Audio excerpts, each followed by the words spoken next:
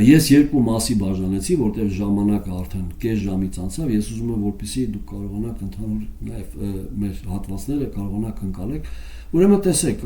կարևոր առաջնային սկզբունք սննդակարգի հետ կապված, որոշակի միջավայրի հետ կապված, հոտելի հետ կապված, սա ուղղակի թույլ է տալի, որ մենք հսկողության տակ պահենք ֆիզիոլոգիական կողմը, այսինքն այն չթողնենք, որպեսզի խորանա եւ ազդեցություն ունենա մեր հոգեվիճակների վրա։ Եվ նաև երկրորդ կողմը, ինչպես արդեն ասացի, որպեսզի մենք կարողանանք մեր հոգևոր հասկացողությունը Քրիստոսի ուսուցման հետ միասին, մեր Աստված ճանաչությունը պահենք ճիշտ բալանսի մեջ, որպեսզի այդ հոգեվիճակների մեջ նույնպես չունենա ազդեցություն ֆիզիկական մարմնի վրա, այսինքն չլինին վախեր, չլինեն անորոշություններ, հիասթափություններ, որը նույնպես կարող ազդի որոշակի ֆիզիկական մարմնի վրա, հորմոնալ փոփոխություն եւ այդ հորմոնալ փոփոխությունը նույնպես կազդի հոգեվիճակի վրա, այսինքն որպեսզի այդ ցիկլը թույլ չտանք կատարվի։ Սա դեպրեսիայի դեմ պայքարելու որոշակի առումով այս ուսուցումը որոշակի առումով մոտեցում է կամ զգուշացում է, որպեսզի մենք զուշ լինենք դեպրեսիայի մեջ պայքարին, առավել նաև չընկնենք ծայրահեղությունների մեջ։ Հիմա անդրադառնանք արդեն մեր հոգեկան սկզբունքներին, դա նույնպես ունի երկու կողմ։ Առաջինը, սիրելիներս, դա երկու կողմն, առաջի կողմը շատ կարևոր է, այն վստահությունն առ Աստված եւ նրա ապավինությունը, նրան ապավինելը։ Այսինքն շատ կարևոր է, որ մենք ուշադրություն դարձնենք մեր Աստծուն վստահելու եւ նրան ապավինելու։ Դա հենց հանդիսանում է գագաթը որոշակի առումով դեպրեսիաների, եթե հոգեկան մասին եք նայում, Աստծուն չվստահելուց է առաջ գալի մեր կյանքում վախեր պարագաներից, պարագաները սկսում ենք ավելի մեծ ընկալ, ինչպես հիշում եք առաքյալները ալիքները ավելի մեծ տեսան, քան թե կոնկրետ Քրիստոսը իրանց մոտ բարկած, ավելի մեծ էին տեսնում փորձությունը, քան թե փորձությունից ազատողին, ավելի հեղինակային էին տեսնում փորձությունը իրանց վրա ազդող, քան թե հեղինակային փորձության վրա իշխանություն ունեցողին։ Իսկ որպեսզի սա չլինի, առավել պետք է հասկանանք, որ Աստծուն վստահելը առաջի կողմը սա է, վստահել Աստված եւ ապավինել նրան, որ նա ունի գթություն եւ սիրում է մեզ, այսինքն նրա գթության մասին ուսուցումը այդ գերիշխանության օղակներում մենք հասկանում ենք, որ Աստված գթած, ողորմած, շնորհքների Աստված եւ սիրող Աստված է, եւ սա կպահպանի նաեւ բալանսը ճիշտ հոգեվոր վիճակի։ Ես ասում, քանի որ մեր կյանքում վախը, անորոշությունը սերտ կապված է Աստծուն չվստահելու հետ եւ այն արտադրում է դեպրեսիվ վիճակներ կամ նպաստում է դեպրեսիվ վիճակներին։ Ուրեմն շատ կարևոր է, որ այս անվստահությունը մեր կյանքում չնպաստի։ Դրա համար ամենակարևորը մեզ համար պետք է Աստվածաշունչը եւ ամենակարևորը Աստվածաշունչի քննությունը, ճշմարտությունները տեսնելը։ Սա միակ կերակուրն է, սա Սուրբ Հոգին Աստվածաշնչի միջոցով այս հոգևոր մեր այդ հասունությունը տալիս է եւ սա պահում է մեզ բալանսի մեջ։ Երկրորդը դա մեր անձի վրա կենտրոնացումն է։ Եկեք սրան մի քիչ ավելի խորը նայենք, որտեղ սա շատ վտանգավոր է մեր անձի վրա կենտրոնանալը։ Մեծ մասամբ նաև տեսեք, մեր անձի վրա կենտրոնանալ գալիս է, երբ որ չենք վստահում Աստծուն եւ նրա գթությանը, սկսում ենք կենտրոնալ մեր անձի վրա։ Այսինքն մեկը մյուսի հետ կապված է, բայց ես երկու մասի բաժանեցի։ Առաջինը ուշադիր եղեք, որքանով է ձեր Աստծուն վստահելը իրական։ Դուք կարաք բարերով ասեք, որ դուք վստահում եք Աստծուն, բայց ձեր կյանքի պարագաները ցույց կտան դուք ինչին եք վստահում, ինչին եք դիմում անմիջապես։ Սա ցույց է տալի դուք Աստծուն եք վստահում, թե դիմում եք մեկ այլ պարագայի կամ ինչ-որ մի մարդու։ Ինչի, որովհետև տեսեք, նորից եմ ասում, ես չեմ ասում, որ որևէ մեկը ձեզ չի կարող օգնի, բայց ձեր վստահությունը, ձեր ակնկալիքը այդ վիճակից դուրս գալու ում վրա է։ Աստծո թե Աստծո կողմից դրված որևէ մեկի։ Սա կարևոր է, նորից կասեմ, սա շատ նուրբ հարց է որևէ մեկի վրա, որ ասեցի, պետք է ճիշտ հասկանանք, որտեղ երբ որ դուք կկենտրոնանաք որևէ մեկ անձի վրա, նույնպես ակնկալելով, որ նա է ձեզ ազատելու, եւ եթե նա չազատի ձեզ, դուք նույն ավելի խորը վիճակով կգնեք դեպրեսիայի մեջ, ավելի խորը հիասթափություն կապրեք, սա նույնպես կարտադրի դեպրեսիա։ Դրա համար մարդկանց վստահելը նույնպես չափաբաժին է։ Մարդկանց վստահում ենք այնքանով, որքանով որ հասկանում ենք, որ Աստված այդ մարդկանց մեր կյանքում օգտագործում է։ Այդքանով ենք մենք վստահում, բայց մեր վստահությունն առ Աստված է։ Ուրեմն, երկրորդը դա մեր անձի վրա կենտրոնանալն է։ Հիշեք, առաջինը ուշադիր եղեք, ինչքանով է ձեր վստահությունը եւ ձեր ապավինումը Աստծո սիրո եւ գթության, եւ մյուսը մի դեպրեսիայի կարևոր բնութագրերից մեկը դա մեր անձի վրա կենտրոնանալ, ուղղել մեր անձի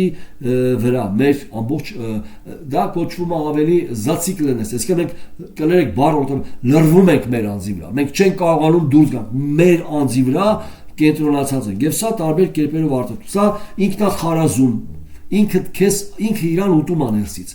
ինքը իրան ուտում է, ինքն է խարազում, ինքը իրան խարազանում է, անդադար ինքը զղջումային ցիկլ ապրում, չի հաշտվում, զղջում է, ինչի ես սա արեցի, ինչի արեցի, ինքը չի հասկանում, որ ինքը բնական մարդ է եւ սխալվեց, եւ շատ կսխալվի դեռ, չէ, սա հպարտության որոշակի նշույլ է, ինչի ես սխալվեցի, ոնց կարողացա ես սխալվեի, եւ ինքը սա անդադար իր մեջ ուտում է, ինչի ես նորից եմ կա այս մեղքի մեջ, ինչի նորից եմ կա, եւ ինքը խորհում է, չէ, ես չեմ կարող ազատվել, ուրեմն եւ այսպես խորանալով ավելի խորացնում ենք դեպրեսիվ վիճակը, որը հոգեկան ավելի խանգարումների արտահայտություն է դառնում։ Տեսեք, ինքնախարազումը, ինքնախղճահարումը, ինքը իրան սկսում է խղճալ, եւ նաեւ ինչպես այսի զղջումը անդադար, որը դուրս չի գալի, կենտրոնացած է անձը իր կոնկրետ այդ վիճակի վրա։ Տեսեք, չի կարողանում տեսնի արտաքին գործոնները, մի քիչ դեռ կասեմ թե ինչ գործոնների մասին է խոսքը։ Կամ ինքը իրեն տեսնում է բոլորից տկար, ընդհանրապես, ես չեմ ասում խոնար, ճիշտ հասկացեք, Պողոս Արաքյալն ասում է ես մեղավորների գլուխն եմ,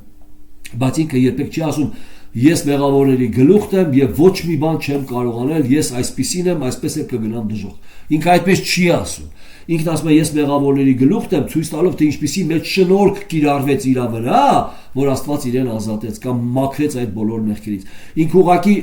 փաստն է արձանագրում, որ ես այդպեսին եմ, բայց Աստծո ազատարարությանն է նայում եւ ցույց է տալի Աստծո մեջ շնորհքը, որ իրան ազատեց։ Իսկ այս անձինք չեն կենտրոնանում Աստծո շնորհքի ազատարարության կողմի վրա, այլ կենտրոնանում են իրենց կոնկրետ մեղքի վրա, խորանում են։ Այդ ժամանակ, երբ որ խնամակալը նրանց ավելի խորացնի մեղքի հասկացողության մեջ, ավելի բրդում է, այսինքն սա ավելի անդրադառնում է պաթոգենեզ, այսինքն մղում է դեպրեսիայի, ոչ թե հանում է դեպրեսիայից։ Տեսեք, այդ անձը արդեն ինքը գիտի, որ ինքը մեղավոր է, եւ ավելի խորացել է իր մեղքի վրա, իսկ դուք դրան ավելի եք մղում մեղքի վրա խորանալու։ Ոչ, այս անձին պետք է արդեն հանեք, ասեք եղբայր, այդ մեղքը գործեցիր, հասկացանք, Քրիստոսը մահ տվեց դրա համար, կյանք տվեց դրա համար։ Դուրս արի, այսինքն պետք է մղենք արտաքին գործոնի, եկեղեցու հետ եղբայրների հետ հարաբերության, եղբայրների հետ ծառայության, այսինքն պետք չի անդադար մնա տունը, կենտրոնա իր վիճակի վրա,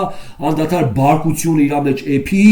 եռա, սա կբերի դեպրեսիա վիճակների։ Ուշադիր եղեք, փոկեք ձեր անձի վրա ձեր հասկացողությունը եւ նայեք Քրիստոսին։ Սա ամենակարևորն է եւ նայեք, շատ լավ է, երբ որ այս անձանց մղում եք ավելի եկեղեցու ծառայության։ Ուշադիր եղեք, նայեք, տեսեք ում կարա կօգնեք, ով ունի կարիք ձեր եկեղեցում ընտանիք, որ իրականում չի կարողանում կերակրի իր երեխաներին, չի հասնում, օգտակար եղեք իրան։ Սա կօգնի, որպեսզի ձեր ուշադրությունը ձեր անձի վրայից փոկվի եւ դառնա իրական արդեն Քրիստոսի վրա, որտեղ դուք անում եք այն Քրիստոսի համար։ Աստվածաշունչը կարդացեք։ Աստվածաշնչի ինտերցիալությունը կփոկի ձեր անձի վրա մտածելուց, կփոկի եւ կտանի Աստծո խոսքի, Աստծո հերոսների, Աստծո ընդհանուր գործելակերպի վրա մտածել եւ միգուցե նաեւ մխիթարի, երբ որ այն հատվածները կարդաք, որտեղ Աստված հավատարիմ է եւ չի զարմանում ձեր մեղքերի վրա։ Այսինքն սա շատ կարևոր է, որ հասկանանք, որ ինքն ազատարար եւ մղում է ձեզ իրան սիրելու մեջ աճեցնելու։ Տեսեք, որքանով որ մենք սիրում ենք Աստծուն, այնքանով մենք փախնում ենք մեղքից, այնքանով զզվում ենք մեղքից։ Որքանով որ մենք սիրում ենք այն մեղքը, այնքանով քիչ ենք սիրում Աստծուն։ Այսինքն եթե ուզում ենք այդ մեղքի հաճույքը վայելենք, այդքանով մեզ համար Աստված փոքր է, որպես սիրո առարկա։ Այսինքն ինչքան մեծ լինի ձեր սերը դեպի Աստված, այնքան այդ մեղքի հանդեպ ունեցած սերը կպակասի, այնքան կգա այդ մեղքը զսպելու զորություն Աստծուց։ Սրանք շատ կարևոր են։ Շատ հաճախ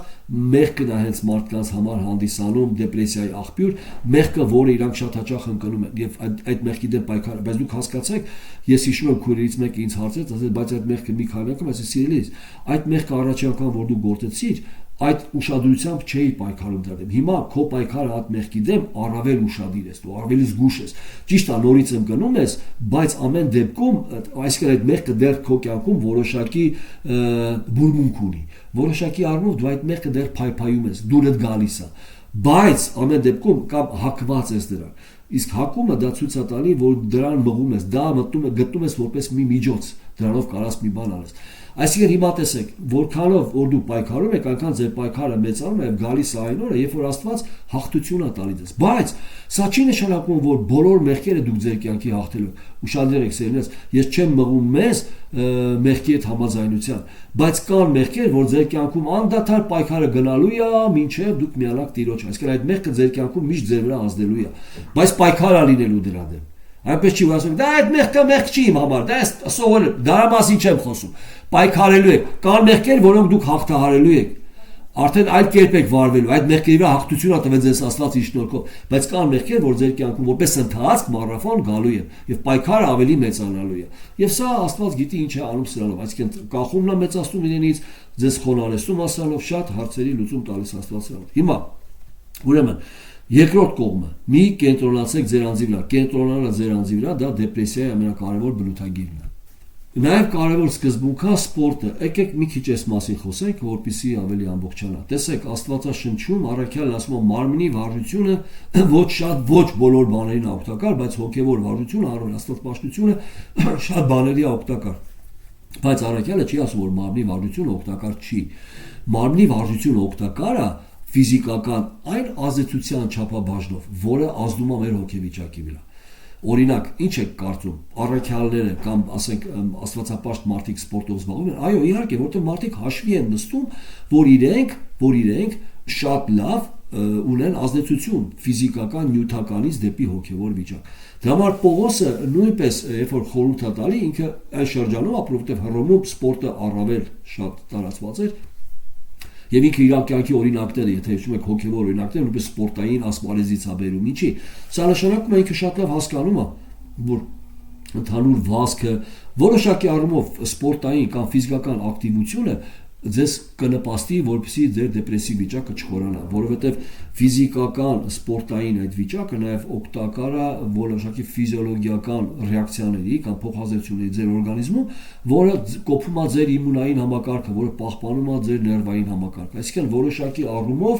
այն թույլ չի տալի, այսինքն չի հակվածությունը թույլատրում է դեպի դեպրեսիվ վիճակներ։ Այսինքն սպորտը նույնպես օգտակար է եւ սպորտի ժամանակ նույնպես կարող հոգեվոր երաժշտություն լսեք, հոգեվոր քարոզներ լսեք, վարժվեք, այսինքն ձեր մարմինը ձերը չի։ Ձեր մարմինը Քրիստոսինն է, խնամք տարեք նրա համար, որպեսզի այն ծառայի Աստծուն։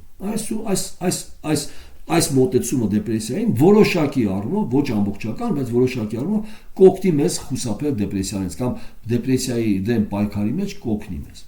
Ուրեմն մենք հաշվի նստանք, բայց մի բան կարևոր նույնպես ուզում եմ ձեզ ասեմ, տեսեք, շատ կարևոր է ֆիզիկական կողմին եթե անդրադառնանք։ Որոշակի դեղորայքը, որը չի թույլ տա որ խորանա այդ վիճակը, որոշակի առումով սննդակարգի հսկողությունը, միջավայրի ալերգիկ ընկալումները, հակումները, որոշակի առումով քունը պետք է քնենք, որոշակի առումով սպորտի զբաղմունքը կամ ակտիվ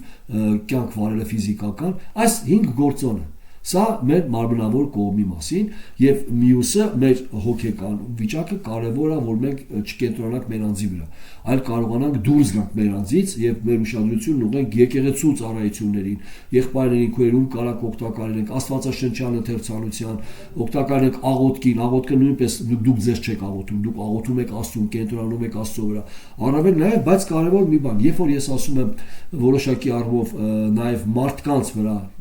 մարդկանց նայեք մեր դիմացինին, այստեղ նույնպես պետք է զգուշել չկենտրոնանանք մարդկանց վրա, որովհետև տեսեք, շատ վնասակար է որևէ մեկին դիտարկեք ոչ թե որպես Աստծուց լծակ, այլ որպես միջոց։ Երբ որ դուք նրան եք նայում, կենտրոնանում եք այդ անձի վրա, դուք կարող նաև վնասվեք, որտեղ այդ անձը ինքը լինելով սխալական մարդ, որքանով էլ են քույրը կամ եղբայրը, այն կարող ընկնի, բայց եթե դուք նրա մեջ եք տեսնում ձեր մխիթարությունը, դա առել է ձեր համար մխիթարության աղբյուր, հիասթափություն կապրեք եւ նույն դեպրեսիան կշարունակվի։ Դրա համար մենք մարդկանց նայում ենք որպես Աստծո կողմից դրված, առաքյալը հիշում եք ինչ ասում, առաքյալը վախենում է որ մարդիկ ասում են ինչ լավ եղավ ձեզանից ասում է ես մի քանի հոգու մկրտեցի, շատերի չէ, դուք պատկերացնում եք առաքյալն ինչ ասում։ Առաքյալն ասում է որ լավ է որ բոլորիդ չմկրտեցի,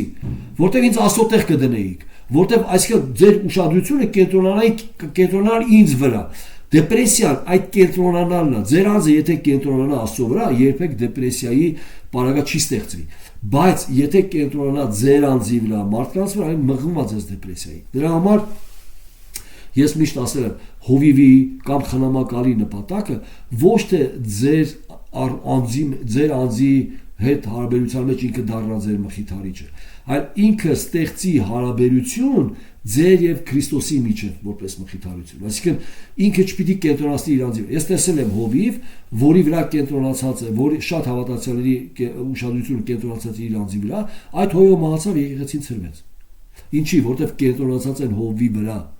կենտրոնացած չեն Քրիստոսի վրա։ Դրա համար հովի նաև կարևոր գործառույթն է, որպեսզի անձի հետ հարաբերությունը շտկի Աստծո նկատմամբ, ոչ թե իր անձի նկատմամբ։ Պետք չի, որ հովիվը հավատացյալների ուշադրությունը բերի իր վրա,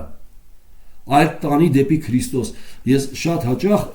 տեսնում եմ կան մարդիկ, որոնք ավելի ուզում են կենտրոնանալ, ես շատ հաճախ վանում եմ որոշակի առումով, վանում եմ իրենց օգտի համար եւ իմ օգտի համար, որտեղ երկու վնաս կա։ Երբ որ անձը կենտրոնանում է քո անձի վրա, կարաս դու պարտանաս, եւ երբ որ անձը կենտրոնանում է քո վրա, կոնկնելով ինքը կարա հիասթափվի եւ անկում ապրի հոգեվոր կյանքում։ Դրա համար պետք չի, որ քո անձի վրա կենտրոնանաս եւ պետք չի ուրիշի վրա կենտրոնանաս, այլ կարևորը կարողանաս դուրս գալ, այսինքն քո անձի կենտրոնացումից դուրս գաս մյուսների վրա ուշադրություն, նրանց ծառայության վրա, ինչով կարաս նրանց ծառայության մեջ օգնես։ Այսինքն սա նույնպես վտանգ երբ որ անձը կդառնա մխիթարության կենտրոն։ Տերը ձեզ օրհնի փառքի համար, ամեն դեպքում այսքանով մենք ամբողջացրեցինք դեպրեսիայի դեմ մեր պայքարը։ Եթե հարցեր կլինի, խնդրեմ ավելի կանադառնանք մեկ այլ կողմից։ Տերը ձեզ օրհնի փառքի համար, ամեն։